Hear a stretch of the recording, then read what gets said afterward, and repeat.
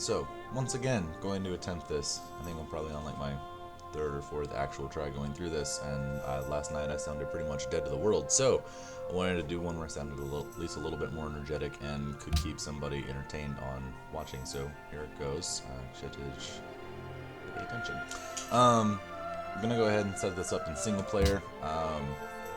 Typically, when we play our games, we play on either small continents, or Pangea. I prefer small continents, so I'm going to leave it at that. Washington is a pretty basic Welcome, President Washington. I gotta You shut lead up the while leading industrious some American tunnels. civilization. Formed in the conflagration of revolution in the 18th century, within 100 years the young nation became embroiled in a terrible civil war that nearly tore the country apart. But it was just a few short years later, in the 20th century, that the United States reached the height of its... Okay. Got a pretty good start here. I'm not gonna go too much into detail about why you would want to move settlers on your first turn, etc., etc. Simply because I don't want to teach you bad habits too early. Although I am going to take the opportunity to just move up onto that hill there. Yeah, I'm going to go ahead and set one place. You want to go ahead and leave your citizen management in default focus for right now while you're learning the game. I can teach you more about micromanaging your tiles as you get to a later point in time. I'll ignore the fact that I am doing that to start my game. Typically want to start your games, you know what, actually I'll start just by talking about tech path. The tech path that I usually end up taking to open a game is pretty much always, and by the way, if you didn't know to do this, there is something up here in the top corner called the change info panel. You'll want to pull that down and go to research info. From there, you can click on the technology and then open the tech tree at any time, so it's helpful to see and plan as you're going along. There are very few exceptions where you should open a game with anything other than pottery into writing. You should always open going straight for writing. Writing gives you libraries, libraries give you better science means you research the rest of these technologies faster. I promise you, you're not going to run out of happiness or anything else before you finish writing. Once you finish writing, you can go ahead and start researching the technologies that are relevant to the luxury resources in your area. As of right now, for me, that appears to only be cotton, because I don't seem to have a second luxury resource in this capital, which is a little lame, but so be it. So that's going to be calendar for me. I'm going to have some plantation resources in this capital, so after I finish writing, I'll probably look to go calendar or animal husbandry, because horses are a pretty good thing to reveal early, and that also gives me a trade route. So I'm probably going to go that direction to start. After you get the technologies that you need to do your luxury resources, it's a relatively open board. A science rush is going to involve you going from writing into philosophy, into education, directly into scientific theory, directly into plastics, directly into rocketry and satellites, and then researching the techs at the end game that give you things, advanced ballistics for the SS booster, particle physics for the SS engine, nanotechnology for the SS stasis chamber. Once you've got all four of those different parts researched and you've built one engine, the one chamber, the 3 SS boosters, and the 1 SS cockpit, you will complete the spaceship and win a science victory. So it's imperative to get to the techs at the last part of the board first, and you're only going to really do that by having top 2 or 3 in both of the following things: population and science. If you're the quickest person to get science buildings up in all of your cities, and you have either the second or third best population, you have, or first, second, or third best population, you have the best chance of winning the game via science victory. It's always imperative, even if you're not going for a science victory, it's always imperative to have the best science anyways, just because you keep better units to fight with. You'll be fighting, with composite bows when your opponents are fighting with regular archers, or you'll be fighting with crossbows when your opponents are fighting with composite bows, or so on and so forth down the line. But you should always make a real priority towards writing. Writing should be the first tech that you research at the start of any game. After writing, I typically like to go for civil service because civil service gives food bonuses from farms that are near fresh water, so any lakes or rivers get extra food bonuses. I will often make a priority towards aqueducts because aqueducts give you 40% food carryover. That tech is at engineering, so you may have to make a little bit of a side rail to get engineering, but get back on track to go for education as quickly as you can. Education gives you universities and Oxford University, both of which are very key for helping you get ahead in the game. Once you get education, you're looking to go for scientific theory. You should really only be deviating from going directly from education to scientific theory for a couple of things, but you have probably the most flexibility between these two techs. You can, especially if you're coastal, you can probably go for compass to get yourself harbors and galleys so that you can kind of defend yourself from naval attacks or just be able to hit the barbarians a little bit harder. Harbors give you extended trade routes, and you definitely want to pick up harbors, so definitely make a priority for compass, especially if your capital is coastal. You'll want to build a harbor in your capital. You might want to make a deviation for gunpowder, especially if you've got an aggressive neighbor. And you might want to make a beeline for astronomy. Astronomy is something that I think I've left out actually in a couple of the videos that I haven't shown you that I have already made because they're just bad videos. But astronomy gives you observatories. Your city must be built next to a mountain, so it's very, very situational that you would want to tech for astronomy if you're trying to catch up or if you're trying to maintain a slim science lead. Only go for astronomy if your city is next to a mountain, and by next to, I mean it would literally have to be one of these tiles that is immediately next to. If it's out here in this outer ring, it won't count for an observatory. But yeah, absolutely make a high priority towards writing. Get the necessary text to build your luxuries. In all honesty, go ahead and fill out the rest of the ancient era once you've got writing. Get philosophy. You'll want to have your national college built before turn 100. At least that's the goal I usually set for myself. If it gets to be any later than turn 115, you're waiting too long to build your national college. Most of the other human players that we play against in FMJP are going to build that national college closer to turn 75. Will makes a priority to build it before turn 50. That is a building that gives plus 50% science in the city that you build it in, which should always be your capital. Because your capital should pretty much always be your largest city, especially while you're learning to play the game. There are instances in which your capital might not be your largest city once you learn how to play Liberty, but that's going to be further down the road. So you'll want to get that national college built as early as you can. Once you get the technology for philosophy, you will pick up philosophy on your way towards education, so it shouldn't be something that you have to detour out of your way to go get. Yeah, once you've got writing, go ahead and finish out whatever other techs you need for your luxuries. I would definitely make engineering a priority because aqueducts help your cities grow much, much faster. Definitely make a priority for civil service. Definitely make a priority for education. Definitely for education. I wouldn't worry too much about trying to build wonders as you're learning the game. Wonders are a matter of opportunity. Wonders should be built, especially while you're learning the game. Wonders should be looked at as opportunity cost, right? Wonders usually take about, depending on how good the production in your city is, wonders usually take about 9 to 10 turns to, wonders usually take about 9 or 10 turns to build.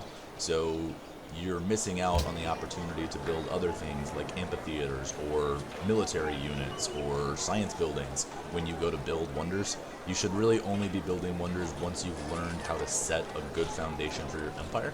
And I don't really know where you're at in terms of knowing how to do that, but I have seen you in a couple of games wait until way past turn 50 to research writing, and that should never happen. You should have writing researched before turn 20 at all costs. If you wait until longer than turn 15 or 20 to research writing, you're waiting too long. The earlier you can get it, the better you are. I'm gonna go ahead, and this video is at about 9 minutes right now if I'm looking over at my second screen correctly here. So I'm gonna go ahead and take the opportunity to walk you through opening social policies. The four opening social policies that you can use to start your civ at the beginning of a game are tradition, liberty, honor, and piety. Two out of these four are relatively doable, liberty and tradition. Honor and piety are really only for very advanced players who have a very specific focus on either war or religion. If you aren't an advanced player, which even genuinely considered, I mean, I struggle to start a civ with honor or piety, you should only be looking at tradition if you're learning, and liberty if you've gotten to be pretty good at the game. I only, within the last probably 400 or 500 hours of playtime in this game, have actually learned how to effectively start a civ with liberty. So I would highly, highly recommend you start your games with tradition. Tradition is the quickest to get your cities large, which is good to get your science up fast. Tradition is also the best help with happiness early on, and it's also the best help with gold, and I'll show you why. Tradition gives you I'm sorry, I'll start with the basic stuff. So adopting tradition greatly increases the border expansion in your cities and also grants 3 culture in the capital.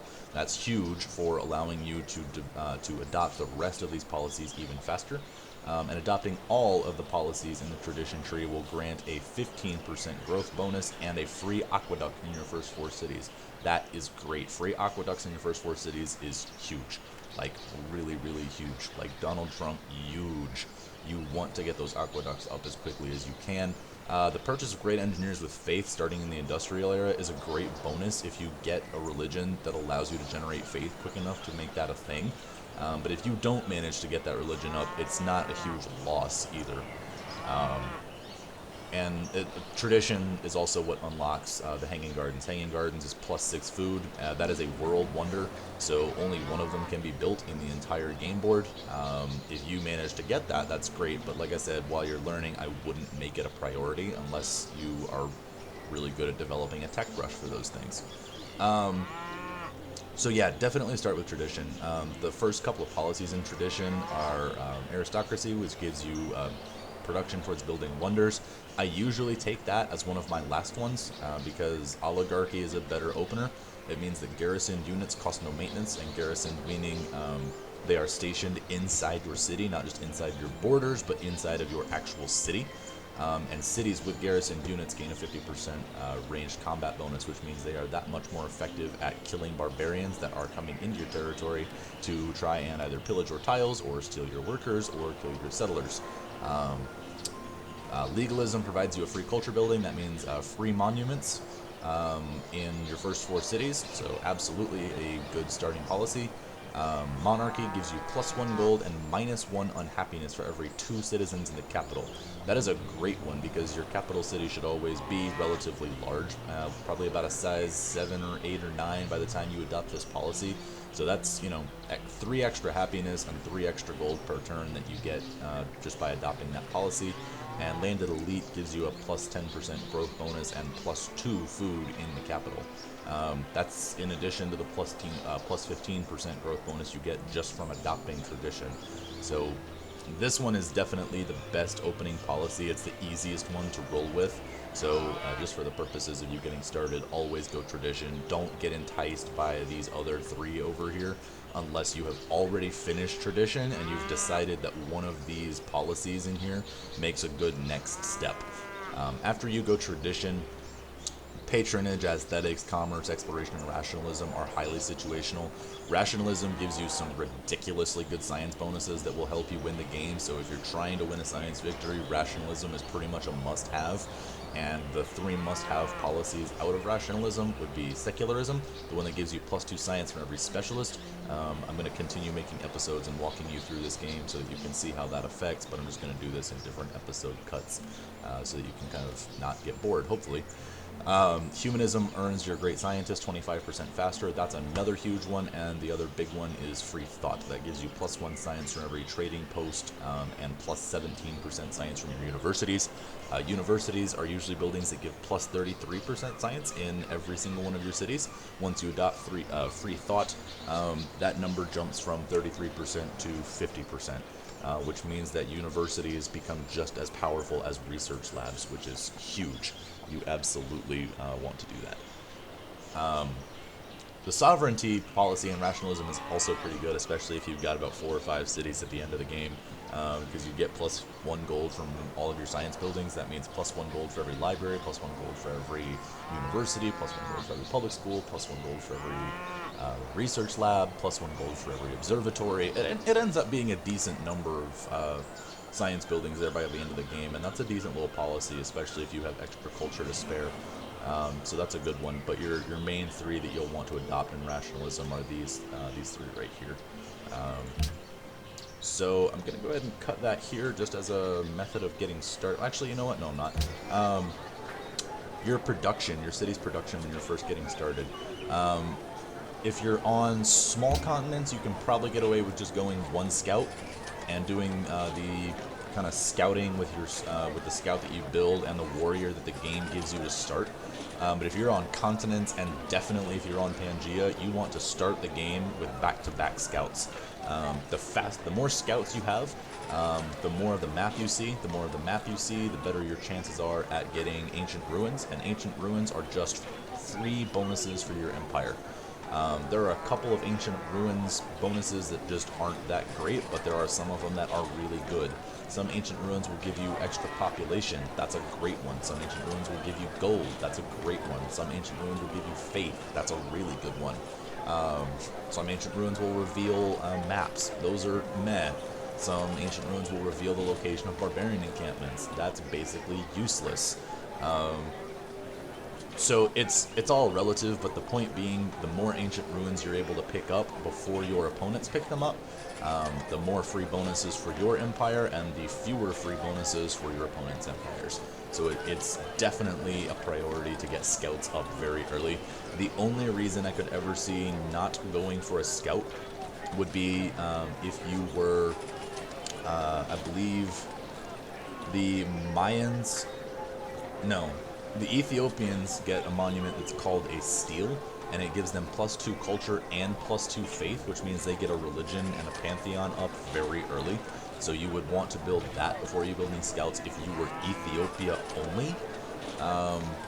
For any other reason, you should start the game by building scouts, and by trying to get a worker up, or by stealing a worker from a nearby city-state as early as possible.